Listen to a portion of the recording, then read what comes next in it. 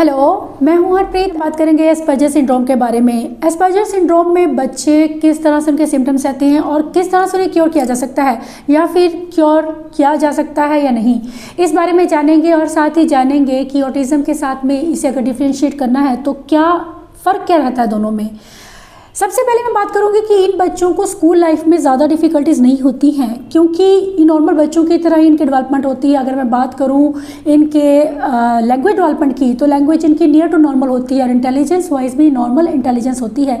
इस वजह से IQ जो होता है वो नॉर्मल होता है बाकी बच्चों की तरह। इस वजह से कई बार इन बच्चों को डायग्नोज नहीं हो पाता है और बच्चों को अक्सर परेशानी का सामना करना पड़ता है, क्योंकि पेरेंट्स समझ नहीं पाते उनकी डिफ़िकल्टीज़ को और बच्चे लगातार स्ट्रगल करते हैं कुछ उनकी डिफ़िकल्टीज़ से, जिनमें सबसे बड़ी डिफ़िकल्टी रहती है सोशल स्किल्स डेवलपमेंट में। बच्चे अक्सर अपने फैमिली में कंफर्टेबल रहते हैं, उनके साथ बातचीत करते हैं, लेकिन बाहर किसी के साथ में मिंगल होना, किसी के साथ में इंटरेक्ट करना उन्हें मुश्किल लगता है, जिसकी वजह से उनका लोगों में रहना कई बार उनमें एंग्जाइटी और फ्रस्ट्रेशन जैसे इश्यूज देखे जा सकते हैं और आगे चलकर बच्चे डिप्रेस भी रहना शुरू कर देते हैं जब बच्चे उस हिसाब से बिहेव नहीं कर पाते हैं जिस हिसाब से उनसे एक्सपेक्ट किया जाता है। क्योंकि इन बच्चों को आइडेंटिफाई करना मुश्किल होता है, नियर टू नॉर्मल बच्चे होते हैं, जिस वजह से हम कई बार उन चीज़ों को समझ नहीं पाते हैं, उनकी मुश्किलों को समझ नहीं पाते हैं। तो ऐसे में ज़रूरी है कि हम उन चीज़ों को, उन बारीकियों को समझें जो कि अक्सर एक एस्पर्जर सिंड्रोम बच्चे में होती हैं, और हमें उन मुश्किलों को किस तरह से दूर करना है इस बारे में भी मैं आपसे शेयर करूंगी कुछ बातें। सबसे पहले कि एस्पर्जर सिंड्रोम में बच्चे किस तरह से डिफरेंट होते हैं बाकी बच्चों से। उनका आई कांटेक्ट कम रहता है, क्योंकि एस्पर्जर सिंड्रोम ASD की ही एक टाइप है जिससे हम अलग नहीं कर सकते हैं। इसमें डिफ़िकल्टीज़ बच्चों को कम ज़रूर होती हैं, लेकिन होती ज़रूर हैं, इसीलिए हमें उन डिफ़िकल्टीज़ को समझना है। आई कांटेक्ट को लेकर परेशानी होना, बाकी लोगों के साथ में मिलना जुलना नहीं, इमेजिनेशन को लेकर या सोचकर जवाब देना, ये सब चीज़ों में मुश्किल हो सकती है। थिंकिंग में प्रॉब्लम होती है, बच्चे सोच नहीं पाते हैं, चीज़ों को समझ नहीं पाते हैं, दूसरों के कोई अगर उदास है तो क्यों उदास है इस चीज़ को समझ नहीं पाते हैं। ये सब चीज़ें बच्चे एम्पैथी जिसे हम कहते हैं, वो एक चीज़ उनमें लैक होती है कि बच्चे दूसरों की सोच को और उनकी समझ को अंडरस्टैंड नहीं कर पाते हैं, जिसकी वजह से वो काफ़ी फ्रस्ट्रेट भी होते हैं। ऐसे में अक्सर डॉक्टर्स बच्चों को एंटी डिप्रेसेंट या फिर मेडिसिन सजेस्ट करते हैं, स्टेरॉइड्स सजेस्ट किए जाते हैं बच्चों के लिए। लेकिन मैं यह कहना चाहूँगी कि स्टेरॉइड जो है वो सही सोल्यूशन नहीं है। कई बार ऐसा होता है कि सिचुएशन हमारे हद से बहुत बाहर है, आउट ऑफ कंट्रोल है, तो हम मेडिसिन का सहारा ले सकते हैं, लेकिन कोशिश यह कीजिए कि बच्चों को नेचुरल तरीके से हम वो चीज़ों के साथ कोप करना सिखाएं जो बच्चों में फ्रस्ट्रेशन और एंग्जाइटी के इश्यूज़ का कारण हो सकती हैं। सबसे पहले अगर मैं बात करूं कि बच्चों को डिप्रेशन के लिए या फिर हम बच्चों को एंग्जाइटी के लिए, उनकी फ्रस्ट्रेशन, उनके एंगर को कम करने के लिए हम मेडिसिन दे रहे हैं, तो हम बच्चों की सोच को वहीं पर स्टॉप कर रहे हैं कि बच्चा गुस्सा ना करे। हमें उस डीप रूट को पकड़ना है कि बच्चा गुस्सा कर क्यों रहा है और उस चीज़ को ट्रीट करना है। एक बाहर के गुस्से को ट्रीट करने के लिए हम बच्चों को मेडिसिन दे सकते हैं, लेकिन यह है टेम्परेरी सोल्यूशन है, परमानेंट सोल्यूशन नहीं है। और परमानेंट सोल्यूशन के लिए ज़रूरी है कि हम बच्चों को वो ज़रूरी थेरेपीज दें ताकि बच्चे सही से सिचुएशंस में, डिफरेंट सिचुएशन में कोप करना सीख पाएँ और बच्चों में ऐसे इश्यूज़, एंग्जाइटी या डिप्रेशन या फिर एग्रेशन के इश्यूज़ कम से कम हों। अब मैं बात करूंगी कि ऑटिज़म के साथ किस तरह से इसमें क्या फ़र्क रहता है। हालांकि ये ऑटिज़म की ही टाइप है, लेकिन ऑटिज़म से डिफरेंट है।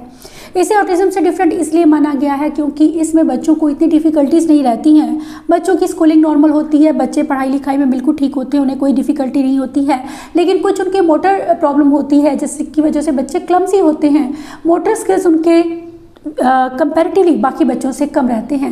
दूसरी चीज़ जो होती है कि बच्चों में सोशल इंटरेक्शन के लेकर एक डिफ़िकल्टी होती है, बाकी दोस्तों से किस तरह से बात करनी है, किस तरह से उन्हें इंटरेक्ट करना है, टीचर्स की बात को किस तरह से सुनना है, या ये सब चीज़ों में भी उन्हें डिफ़िकल्टी होती है क्योंकि बच्चे आई कॉन्टैक्ट नहीं दे पाते हैं, जो एक ज़रूरी स्किल रहता है हमारे कन्वर्सेशन स्किल्स के लिए। और एक जो ज़रूरी चीज़ है वो रहती है कि बच्चों में रिपीटिटिव बिहेवियर्स होते हैं, जैसे कि नॉर्मल ऑटिज़म में होते हैं, लेकिन थोड़े कम रहते हैं, क्योंकि बच्चे जैसे हैंड रिंगिंग करना या फिर कुछ ऐसे बिहेवियर्स करना, जंपिंग करना या फिर स्टिमिंग करना, ये सब बिहेवियर्स भी बच्चे कई बार अपनी सिचुएशन को कोप करने के लिए करते हैं, जैसे कि नॉर्मली ऑटिज़म में बच्चे करते हैं। इसके अलावा जो चीज़ें रहती हैं कि अगर मैं बात करूं कि ऑटिज़म के साथ में अगर डिफ्रेंशिएट करने की बात की जाए, इनमें काफ़ी सिम्टम्स जो है हमारे ओवरलैप करते हैं, जिस वजह से कई बार डिफ्रेंशिएट कर पाना मुश्किल हो जाता है कि बच्चे को माइल्ड ऑटिज़म है, हाई फंक्शनिंग है या फिर एस्पर्जर सिंड्रोम है। एस्पर्जर सिंड्रोम का जो फीचर्स रहते हैं उनमें हम तीन चीज़ें हमें देखने की ज़रूरत है। सबसे पहले जो चीज़ है कि बच्चे की जो लैंग्वेज डेवलपमेंट है वो नॉर्मल है, उसे किसी तरह की स्पीच को लेकर डिफ़िकल्टी नहीं होती है, जबकि ASD बच्चों में स्पीच एक बड़ा इशू होता है। बच्चे फंक्शनल स्पीच नहीं बोल पाते हैं, बच्चों में स्पीच डेवलप नहीं होती है। स्पीच डेवलपमेंट में बच्चों को काफ़ी साल लग जाते हैं कई बार, और स्पीच उस हिसाब से डेवलप नहीं होती है। दूसरी एक चीज़ होती है कि बच्चों में बिहेवियर्स जो हैं वो थोड़े डिफरेंट होते हैं, क्योंकि बच्चों की लर्निंग अच्छी है, बच्चों को ADS में डेली रूटीन की एक्टिविटीज़ करने में परेशानी इतनी नहीं होती जितनी कि नॉर्मली ASD बच्चों को होती है, क्योंकि बच्चों के fine motor gross motor difficulties इतनी ज़्यादा होती हैं और सोशल डिफ़िकल्टीज़ इतनी अधिक होती हैं जो कि उन्हें एस्पर्जर सिंड्रोम से अलग करती हैं। तीसरी एक चीज़ होती है कि लोअर IQ होना, IQ का कंपैरेटिवली कम होना। ऑटिज़म में अक्सर बच्चों का IQ कंपैरेटिवली कम रहता है, लेकिन जिन बच्चों को एस्पर्जर सिंड्रोम होता है उनका IQ नॉर्मल के करीब ही रहता है। इसलिए बच्चों को अक्सर परेशानी का सामना करना पड़ता है, क्योंकि उन्हें नॉर्मल मान लिया जाता है और उनकी परेशानियों को अक्सर इग्नोर कर दिया जाता है, जो कि हमें समझने की ज़रूरत है। याद रखिए कि अगर आपके बच्चे को एस्पर्जर सिंड्रोम भी है तब भी उसे ट्रीटमेंट की ज़रूरत है। मेडिसिन कोई सोल्यूशन नहीं है, हमें सोल्यूशन ढूंढना है, बच्चों को थेरेपीज देनी, जो रिक्वायर्ड थेरेपीज बच्चे को चाहिए। सबसे पहले जो थेरेपीज की ज़रूरत होती है वो होती है बच्चों को कॉग्निटिव बिहेवियर थेरेपी देना। कॉग्निटिव बिहेवियर थेरेपी जैसे कि हम माइल्ड ऑटिज्म बच्चों को देते हैं, उसमें हम बच्चों की नेगेटिव थॉट्स पर काम करते हैं ताकि पॉजिटिव वे में बच्चे अपने आप को एक्सप्रेस करना शुरू करें, क्योंकि बच्चों को अपना फ्रस्ट्रेशन, अपनी बातें कहना नहीं आता है, सही से एक्सप्रेस करना नहीं आता, जिस वजह से वो काफ़ी फ्रस्ट्रेट होते हैं और बच्चों में एग्रेशन जैसे इश्यूज होते हैं। ऐसे में बच्चों की उन इमोशंस को समझने की ज़रूरत है और उनको एक पॉजिटिव वे में डायरेक्ट करने की ज़रूरत है कि उन्हें किस तरह से पॉजिटिवली अपनी चीज़ों को बताना है। क्यों सैड फील कर रहा है? क्योंकि ये खिला नहीं रहे। इसको खिला नहीं रहे हैं ना साथ में। क्यों नहीं खेल रहा है इनके साथ में? अगर आप इसकी जगह पे होते तो आप क्या करते? वजह कहता। अगर आप इस बॉय की जगह पर होते, देखो ये इसको खिला नहीं रहे, खेल नहीं रहे ना उनके साथ में। हाँ जी। और ये सैड है ना। हाँ जी। और अगर आप इसकी जगह पर होते तो आप क्या करते? मैं वो जो खेलता। मैं खेलता है ना। किनके साथ? इनके साथ। इनको क्या कहता? मुझे भी खिला लो अपने साथ। मुझे भी खिला लो। Very good.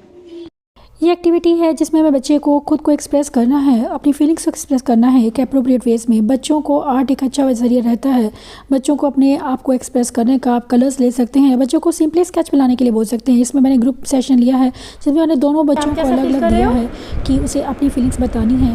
दोनों बच्चों ने बहुत अच्छे से अपनी फीलिंग्स को जाहिर किया और एक अप्रोप्रिएट रहता है बच्चों को अपने इमोशंस को सही से एक्सप्रेस करने का है, वो है स्पीच और लैंग्वेज थेरेपी। अगर बच्चे, यहाँ पर मैं बात करूँगी कि इनकी स्पीच और लैंग्वेज थेरेपी बाकी बच्चों से, ASD बच्चों से किस तरह से डिफरेंट है। बाकी ASD बच्चों में जो रहता है कि स्पीच को हम लेकर काम करते हैं, उनको साउंड बुलवाना या फिर हम स्पीच बुलवाते हैं, वर्ड्स को लेबलिंग कराना, ये सब चीज़ें रहती हैं। लेकिन एस्पर्जर बच्चों में ऐसी कोई डिफ़िकल्टी नहीं होती है। उन्हें मेन प्रॉब्लम होती है दूसरों की बात और उनके पर्सपेक्टिव को समझने में और दूसरों की बात को अंडरस्टैंड करने में और एक हिडन मीनिंग को ढूंढने में कि सामने वाला क्या कहना चाह रहा है, क्या उसका अभिप्राय है या क्या मीनिंग है उस बात का, उस चीज़ में। ऐसे में हमें बच्चों को ट्रेन करने की ज़रूरत होती है। इन्फ्लुएंसेस होते हैं कि आपको पता करना है कि मैं किस चीज़ के बारे में बात कर रही हूँ। ठीक है, मैं आपको कुछ लाइंस बताऊंगी, आपको पता करना है कि उसमें क्या चीज़ है जिसके बारे में मैं आपसे बात कर रही हूँ। ठीक है। My mother serve the meal right after it become dark outside. Mama ने मेरे लिए खाना लगाया, बाहर अंधेरा हो चुका है। ठीक है। We had bread and chapati with dal. When I finished eating I went to my room. What meal are they eating? Is it breakfast, lunch, dinner or dinner? Dinner. Very good. This is dinner. How do you know? क्योंकि बाहर अंधेरा हो गया। बाहर अंधेरा हो गया था। Very good. एप्पल्स को हम कई तरह से यूज़ करते हैं। हम उन्हें स्लाइस में कट करके उनसे एप्पल पाई बनाते हैं, है ना, कुक करते हैं। कई बार हम उन्हें कुक करके एप्पल सॉस बनाते हैं। ठीक है। कई बार हम एप्पल की सब्जी भी बनाते हैं। हाँ, बहुत से लोग बनाते हैं और कुछ लोग एप्पल को डायरेक्टली खाते हैं, है ना। आप मुझे बताओ। एप्पल की जैम भी बनती है। हाँ, एप्पल की जैम भी बनती है। तो एप्पल को बहुत तरह से यूज़ किया जाता है ना। अब मुझे ये बताओ कि मेन आइडिया क्या है इसमें, कि एप्पल्स की जैम बनती है, या apples are good for health, या apples can be used in different desserts. Apples can be used in different desserts. To make different desserts. Very good. Apple से हम कई तरह के स्वीट्स बना सकते हैं, डेजर्ट बना सकते हैं। और एक तीसरी जो चीज़ रहती है वो है सोशल, बच्चों को सोशल स्किल्स थेरेपी देना बहुत ज़रूरी है। ऐसे में बच्चों को ग्रुप एक्टिविटीज़ करवा सकते हैं। ग्रुप एक्टिविटीज़ के साथ में बच्चों को अक्सर वो सोशल स्किल्स सिखाए जाते हैं जो कि अक्सर बच्चों में कम होते हैं। बच्चे दूसरे बच्चों के साथ इंटरेक्ट नहीं करते हैं, अपनी ही बातों को रखना शुरू करते हैं, दूसरों की बातों को सुनते नहीं हैं। ये सब चीज़ें कि सामने वाले के पॉइंट ऑफ व्यू को किस तरह से हमें समझना है, किस तरह से हमें रिएक्ट करना है, या दूसरों की रिएक्शंस को क्या मीनिंग है, इन चीज़ों को समझाना बच्चों को हम सोशल ग्रुप एक्टिविटीज़ में जब बच्चों को इंटरेक्शन करवाते हैं दूसरे बच्चों के साथ में, तो बच्चे इन चीज़ों को भी जल्दी सीखते हैं। बच्चों में सोशल स्किल्स को डेवलप करने के लिए आप घर पर ही शुरुआत कर सकती हैं, ऐसी सिंपल सी एक्टिविटीज़ के साथ में, जिसमें ये पज़ल है, बच्चे को एक पीस लगाना है और एक पीस आपको रखना है और पूरी पीस पज़ल को कंप्लीट करना है। ये सिंपल सी एक्टिविटी है जिससे आप बच्चे को वो ज़रूरी स्किल सिखा रहे हैं जो कि बच्चों में अक्सर कम रहते हैं। ऐसी पज़ल्स आपको मेरी मैगज़ीन में आसानी से मिल जाएंगी, आप उन्हें यूज़ कीजिए बच्चों में सोशल स्किल्स को डेवलप करने के लिए। इसके साथ ही आप बच्चे में डेवलप कर रहे हैं वो ज़रूरी स्किल जिसे हम टर्न टेकिंग कहते हैं। टर्न टेकिंग बच्चों को कन्वर्सेशन के साथ साथ उनके प्ले स्किल्स को भी डेवलप करने में हेल्प करता है। एक्टिविटीज़ हेल्प करती हैं बच्चों को दूसरे बच्चों के साथ कनेक्ट होने में। तो इस तरह से अगर हम इन चीज़ों को अगर ध्यान से देखें तो बच्चों में आप खुद देखेंगे कि ये जो थेरेपीज़ हैं ये बच्चों के लिए काफ़ी मददगार होती है, क्योंकि बच्चों में धीरे धीरे ये इश्यूज़ अपने आप कम होने लगते हैं जब बच्चों को हम ये ज़रूरी थेरेपीज़ देते हैं। इसके अलावा बच्चों को ज़रूरत होती है ऑक्यूपेशनल थेरेपी या फिजिकल थेरेपी की भी, क्योंकि बच्चों में क्लमजीनेस रहती है, बाकी बच्चों के मुकाबले उनके मोटर स्किल्स कम होते हैं, जिसकी वजह से हमें बच्चों को कोऑर्डिनेशन पर उनके काम करने की ज़रूरत है ताकि बच्चों में उन मोटर स्किल्स को इम्प्रूव किया जा सके जो उनमें डेफिसिट्स हैं। बच्चों के कोऑर्डिनेशन पर काम करने के लिए स्पेशली ग्रॉस मोटर बच्चों को डिफ़िकल्टीज जो होती हैं उनके लिए आप छोटे बच्चों को कुछ ऐसी एक्टिविटीज़ दे सकते हैं। सिंपली पाथ पर चल रहा है बच्चा और दोनों हाथ में उसके बॉल है, उसे बैलेंस बनाकर चलना है, सीधे चलना है। इसके अलावा बच्चों को कुछ ऐसी एक्टिविटीज़ देना कि उसे बलून दे रही हूँ मैं, जिसमें उसे ऊपर उसको उछालना है और उसे नीचे नहीं गिरने देना है। ये चीज़ें भी बच्चों में कोऑर्डिनेशन को, उनके बैलेंस को इम्प्रूव करती हैं। इसके अलावा बच्चों को एक ऐसा एटमॉस्फेयर देना जिसमें बच्चे को अंडरस्टैंड किया जाए, उसकी डिफ़िकल्टीज़ को अंडरस्टैंड किया जाए और उसे एक प्रॉपर वे में डील किया जाए, ताकि बच्चों का एंगर, उनके अग्रेशन के इश्यूज़ कम हो सके, उनमें एंग्जाइटी के इश्यूज़ कम हो। क्योंकि जब हम सामने बच्चों को समझना शुरू कर देते हैं तो बच्चे खुद में रिलैक्स होना शुरू कर देते हैं। रिलैक्सेशन बच्चों में होना बहुत ज़रूरी है और उसके लिए रिलैक्सेशन टेक्निक्स के अलावा, डीप ब्रीदिंग के अलावा या योगा के अलावा हमें सबसे ज़्यादा ज़रूरत है अपने बच्चों की मुश्किलों को समझने की और उस हिसाब से उन्हें ट्रीट करने की। योगा और डीप ब्रीदिंग बच्चों के लिए बहुत ही ज़रूरी एक्सरसाइजेस हैं बच्चों को शांत रखने के लिए। चाहे आपके बच्चे को ADHD है, एस्पर्जर सिंड्रोम है या फिर ऑटिज़म भी है, तब भी ये उतना ही वर्क करती हैं, क्योंकि बच्चों को अक्सर एंग्जाइटी को लेकर इश्यूज़ रहते हैं, एग्रेशन रहता है। ये चीज़ें उन्हें शांत रखती हैं और साथ ही उनके मोटर स्किल्स को इम्प्रूव करती हैं। क्योंकि जब हम इन मुश्किलों को इग्नोर कर देते हैं और हमें लगता है कि हमारा बच्चा जानबूझ के ये सब कर रहा है, तब हम यकीनन बच्चों के लिए मुश्किलें बढ़ा देते हैं, जो कि आगे चलकर उनके रिजल्ट्स जो हैं वो काफ़ी डेंजरस हो सकते हैं।